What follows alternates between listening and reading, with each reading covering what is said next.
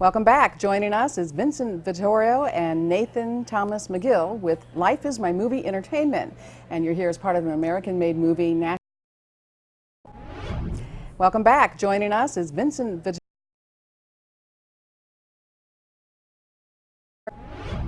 Welcome back. Joining us is Vincent, Vittorio, and Nathan Thomas McGill with Life is My Movie Entertainment. And you're here as part of an American-made movie National Economic Bus Tour. A lot of words, but it means that you're really going across the country, 32 different cities in 32 days. That's very ambitious. And what is it you're looking for?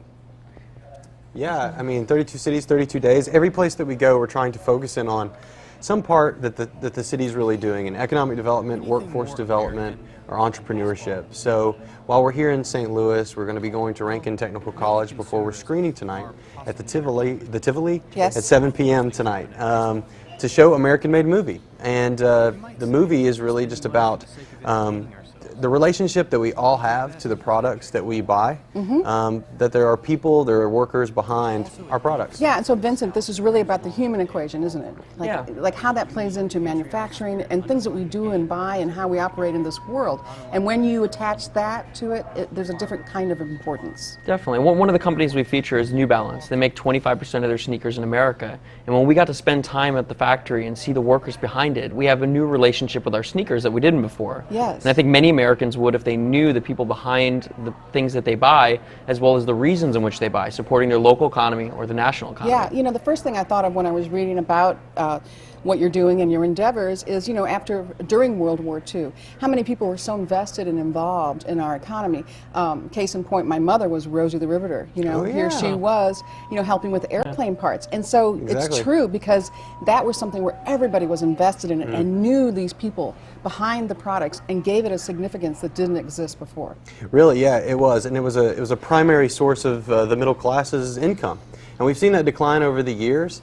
And what we wanted to focus on in the film was kind of where is that today? We got to looking at the organic food movement, and everybody was really interested in buying organic foods, so they were changing their consumer habits to buy something they thought was of higher value. We said, you know, what about American made? What happened to that mentality, and where does that sit today? Like fruits, you know, and vegetables. Like, I mean, produce is a different world, but I live in California, and for me to go to the supermarket and not buy an avocado that was from my state, I don't know, there's something about that. You should support your community first and then think about that when it's necessary. Yeah, you only need to look at for inspiration at these grassroots efforts to see how things come about. And as we mentioned, like, you know, tipping point kind of things. Like, how do people get on board? And all we ever hear about is how manufacturing keeps going to other countries.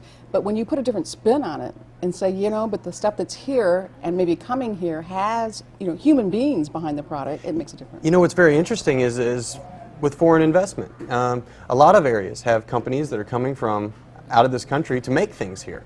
So you see companies like BMW in Spartanburg, South Carolina. I know in my personal buying, I'm trying to figure this thing out as a family, you know, like how do we fit this into the budget? We were looking at buying a television. Well, we couldn't find an American-made TV. We couldn't find an American-branded TV, so we bought a Chinese television called Hisense Television because its headquarters just happened to be in our county. So maybe those are some white-collar workers that are helping keeping my local restaurant I love open, something like that. So it's really how deep you want to go. You're not going to find everything, but you just kind of do what you can. In St. Louis, I'm sure there's a lot of global companies that keep people employed, and you know that might go into the thinking of people here when they're going to buy stuff. Right, a lot of global companies, and I think people are getting the messages about small businesses. There are a lot of small businesses in St. Louis, and that's where you see this come into play, where there are people that have families that know people, you know, that in the community know who they are, that are making the products that they support. So I think it's a terrific way to, you know, to pump it up. So you'll be at the Tivoli tonight doing what?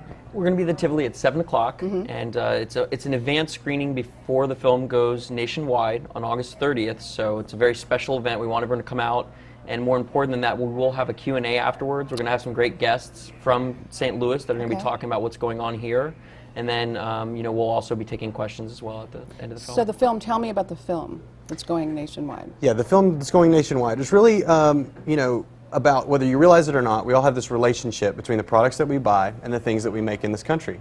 And so we take a look at manufacturing from a historical perspective, and then we go through the years, showing the decline of manufacturing, showing what happened in the last 10 years, really primarily, a lot of people don't realize, but from 2001 to that 10-year period that was around there, 59,000 factories closed in the United States. Yeah. It's a mind-boggling number. And so who was actually operating? Well, we looked at small entrepreneurs that started a business out of their father's garage and grew it into the largest employer of their area to deal with competition, as well as companies like New Balance. Did you discover, too, that with the economic crisis that we've had, a lot of people have had to reinvent themselves and start over and have done, become entrepreneurs because they need to? Have you discovered that that's making an impact on our economy? Definitely, definitely. We have 3 stories that we kind of use to connect the viewer to the topic because no one likes a bunch of talking heads. Right. And so we have, the example of the small business to the medium-sized business to a corporation. Okay. And through those 3, we're able to kind of give people, an idea of what it really means and what that relationship is, not only to the company, but the adversity of the things they have to deal with as entrepreneurs. Well, it sounds fascinating, and I bet there was a lot of blood, sweat, and tears that went into this project. Absolutely, but it's a really inspiring story. It's not like one of those depressing manufacturing movies. That's what I like about it, It's so hopeful, and we just hope people can come out, check it out tonight, and we're looking forward to seeing everyone. So if you're hopeful and you want to go see it, go to our website at kpl11.com for all of the details. Thank you, gentlemen.